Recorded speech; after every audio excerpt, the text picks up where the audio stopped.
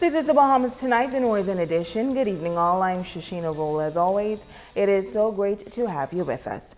Topping news, over $1 million being invested in the construction of the island's first zip line venture. The development, to be known as Freeport Park, is an attempt by an all-Bahamian team to improve the island's tourism product. A groundbreaking ceremony was held at the site on Tino Beach over the weekend. Ricardo Lightbourne was there. It's an historic undertaking by the Bahamian shareholders in the Arawak Adventures and Commercial Tours to create the Freeport Park. The groundbreaking ceremony held Saturday on Tano Beach, the site of Zip Bahamas. James Carey, Insurance Management, congratulated the group on their bold initiative. The first vice president of the Grand Bahama Chamber of Commerce, Dylan Knowles, said Zip Bahamas and Adventures has the right tourism mix. And I'm pleased that we've been invited to secure the protection required for this undertaking. Although those requirements are very unusual for us, this being the first such development in the country, we nevertheless rise to the occasion and look forward to providing our unique form of guarantees and security and in working with Bahamas Zip. Providing a quality attraction is a significant statement by itself. But as significant, in my opinion, is who the principals are who have come together to pull off this venture, and what it speaks for their collective belief in the future of Grand Bahama. We at the Grand Bahama Chamber of Commerce have worked tirelessly over the last few years at proposing a possible regulatory solution that empowers residents and newcomers to Grand Bahama to engage in enterprises that capture the global market. The Member of Parliament for Central Grand Bahama, Nico Grant, was taken by the initiative to provide activities for the island. The president of the Grand Bahama Port Authority, Ian Roll, said the Freeport Park is one that will enhance the Grand Bahama events product greatly. Today it's indeed my pleasure to commend and congratulate a group of young Bahamians who have put their talents and their financial resources into building a better Bahamas. When Bahamas Zip is completed, it will increase the tour attractions sector here in a meaningful way. Arawak Adventure and Commercial Tour Limited is devoted to investing a significant amount of money in this zip line project. The new attraction is expected to cause thousands more persons to disembark from their vessels and venture into the Freeport community, thus increasing business for those in the ground transportation industry, food, hair braiding, and other tour vendors. The Minister of Tourism, Honorable Obi Wolscombe, welcomed the Arawak Adventure Group to share in the economic revolution of the country and share in building the Bahamas. If we work together, we can achieve much more, and we can cause the Bahamas, as we've heard from Celinda Pinley, from Hubert Ingram, and from Perry Christie, we can cause the Bahamas to be the greatest nation in the entire world. My congratulations to all, and I do know this will be a great success in the future of our country. Bishop Kermit Saunders blessed the ground of Zip Bahamas Freeport Park that will be constructed, and best wishes to the 100% Bahamian investors who had the vision to make the Freeport Park a reality. Ricardo Lightbourne, ZNS Network News. And another big injection in the Grand Bahama economy. This past Saturday, Western Air officially opened its $6.5 million domestic terminal at the Grand Bahama International Airport. The Minister of Grand Bahama, Dr. Michael Darville, was among the invited guests taking part in a tour of the facility. I'm from a family of aviation experts, and years ago we had a dream to do something similar to this, and so I'm so happy for the CEO, Mr. Rex Roll, and his entire family to live out a dream that we believe is very instrumental here on the island of Grand Bahama. By putting a fixed base operation in Freeport, what we are able to do through Western Air is to provide a very unique service to the northern region. I spoke with Mr. Rex Roll as it relates to the hangar facility and the fact that they will be moving the aircraft maintenance facility here on the island of Grand Bahama. And that's going to mean more jobs for Bahamians. It's going to create opportunities for young Bahamians who are interested in the aviation industry. Western Air will operate all of its flights from the new facility, and it will also serve as a repair base for the company. Minister Darville says this new venture will also provide much-needed job opportunities for Bahamians as well. It's a clear indication that people are developing confidence in the Grand Bahama economy, and I feel very, very charged to know that the economy is turning the corner, and companies that were based mainly in the capital and in this particular case in North Andros has looked to Grand Bahama as the future for additional business. And so today, as we toured the facility, I got a better understanding what Western Air's plan is for the island of Grand Bahama, and their interest in expanding their services with the major hub being here in Freeport. Well, meantime, Prime Minister, the Right Honorable Perry Christie says his government will remain focused on training to ensure that the country has a more skilled workforce. The nation's leader says for far too long, the country has been taking a haphazard approach to developing a skills bank and also to the human development needs. Christie noted that his government is working to change that. During the Grand Bahama Shipyard's apprenticeship graduation recently, the Prime Minister said his government is willing to partner with the ship care facility so that more young Bahamians can have access to training.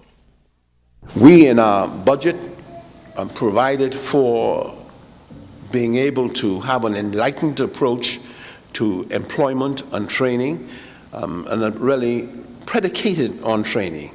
And that is why I can so easily and readily recommend to my colleagues that for a shipyard like yours, if we have the opportunity through our own interventions and subsidies to be able to add to your class, and so it doesn't affect your bottom line, most certainly we can be in a position where you can provide them a job at the end of the day, and whether that's in pipe fitting or welding or whatever it's in. So for me, therefore, this is what we can easily embrace, and we should. Meantime, a local maritime company is doing its part to prepare young Bahamians for the job market. Sabrina Brown has this story. After completing 10 months of theory at the LJM Maritime Academy in New Providence, these cadets are now going through their local sea training with Spitzer here in Grand Bahama. This is a Jumpstart program right here, where we came over to Switzer, Bahamas and Grand Bahama to do our 1-month local sea training before we continue to head out and do our 17 months international. Spitzer has given us a great opportunity. They've given us opportunities to go with the pilots, to visit the container port, go down to Start Oil, see how that operates, the oil tankers come in and how those type of tugs operate. And they've given us a real good opportunity here to really get a different look at a different sector of the maritime industry. The general manager gave us the opportunity to work with the pilots, see how they operate with the inbound and outbound operation with the vessels in the harbor. And with Switzer, what I really like about Switzer is that their most priority is safety. Cadet Veronica Bonamy says she's not afraid of the male-dominated industry. She believes females bring a balance to the business, and she says she's pursuing her passion. And here has been wonderful. They've had me doing some painting, been doing a lot of deck work and a lot of rope work. That was one of the things that I was extremely excited about because of my small stature. So being able to be exposed to a lot of the rope work and the kind of operations the tugs are involved in with the large container vessels, it was awesome. Cadet Johnson Augusta is looking forward to the opportunities that lie ahead. It gives you privilege to travel, to see different places, different nationality, and just learn about different things. Senior Captain with Switzer Mark Roberts says interest in the maritime sector is growing. The maritime colleges are getting a lot of Bahamians, and now with LJM starting off, they started out with a big class. And Switzer intends to continue this initiative to have the cadets come and train on board and like I say, really develop their skill and put into play what they learn in class. Sabrina Brown, ZNS Network News. In other news, parents and students of the St. Paul's Methodist College meeting in a special ceremony today. The service of Thanksgiving coming as the students prepare to relocate to a nearby hotel property to allow major repairs to be carried out at the school. School principal Lynn Glinton says teachers are prepared for the relocation, and as for the students, it should be a seamless transition. We are relocating to the Royal Palm for this term as work is done on the school's campus. The repairs are done on the school campus. And fortunately for us, it is a hotel that has rooms. And so rather than having to be restructured, we have classrooms within rooms. And teachers have been busy all over the weekend setting up their rooms and readying for a classroom setting. And the Royal Palms has been transformed. We have gotten work done, not started anymore, done, because first thing this morning I was there, and every day you can see the difference in the readiness, and teachers have really done their part in making the rooms ready and welcoming for our students.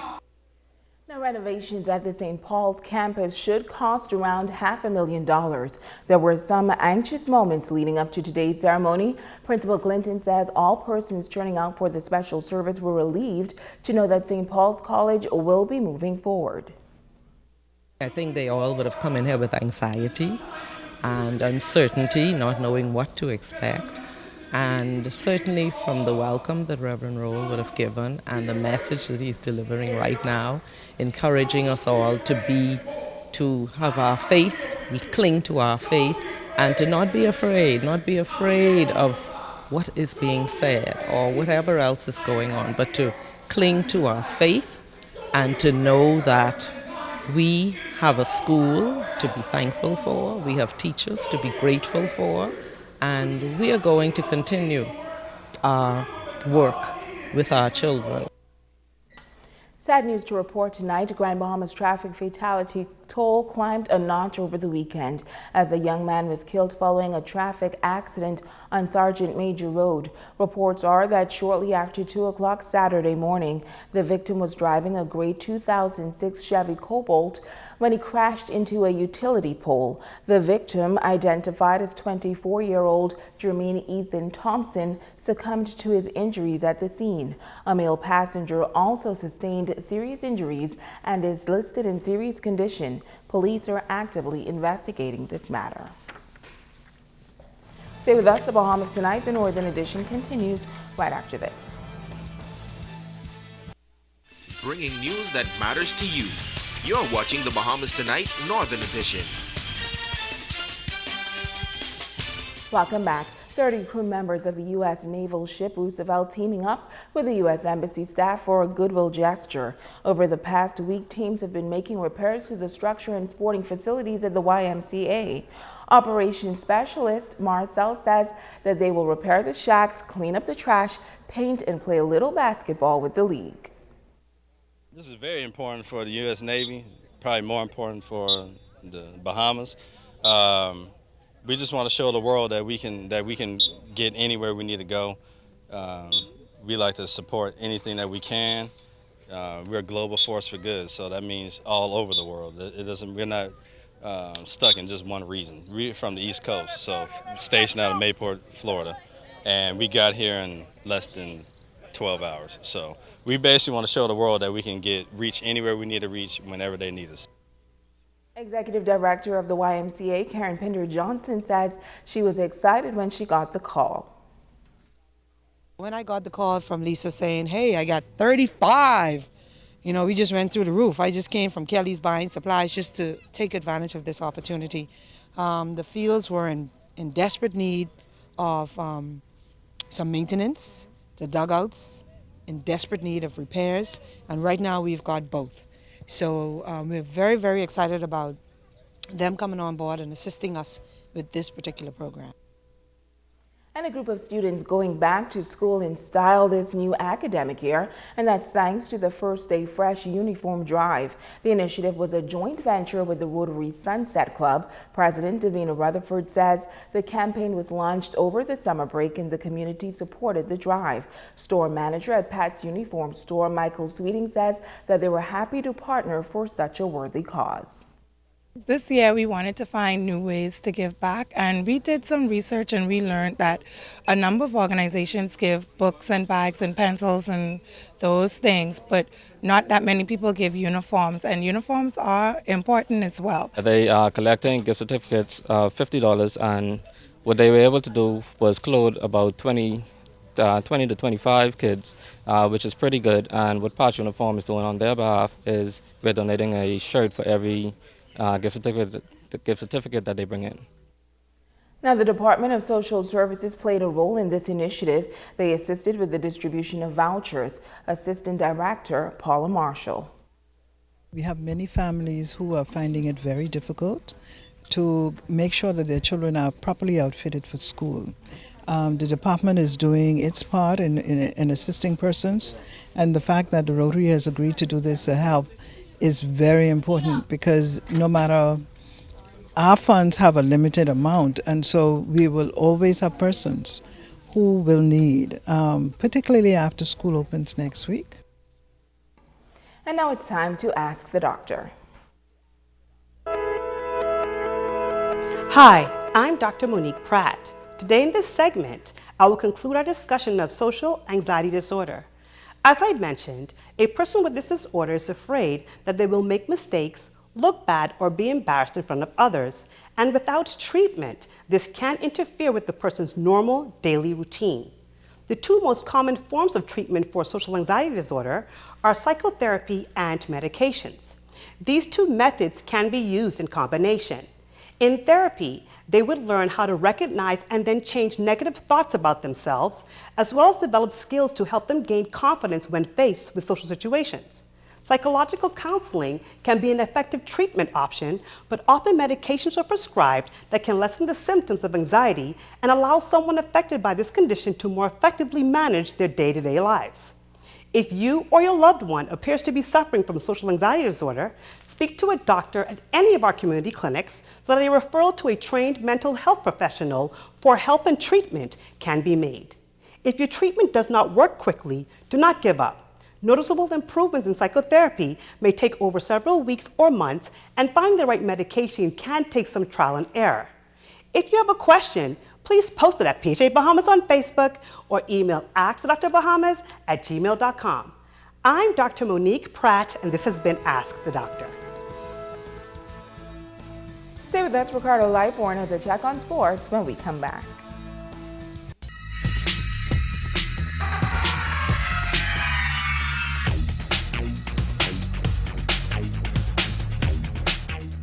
Everybody, it's time for Sports and Ricardo Lightborn. This one goes out to Elva Davis down there at Igmorock High. Kids' school has started. Y'all don't get the old woman upset, okay? She'll go off the deep end on y'all. The Grand Bahama Secondary Athletic Association and the Grand Bahama Principals and Vice Principals Association, folks, they are unanimously decided to actually withdraw their schools from the island, from the participating in the 2015 New Campbell Tournament. Well, this year, maybe that won't be the case. For more on that, let's go to our Kimberly Mullings. Due to inadequate provisions and accommodations being made for visiting coaches and players for the annual Hugh Campbell basketball tournament held in February this year, the decision to not attend the tournament was not an easy one, but it was time for Grand Bahama schools to take a stand.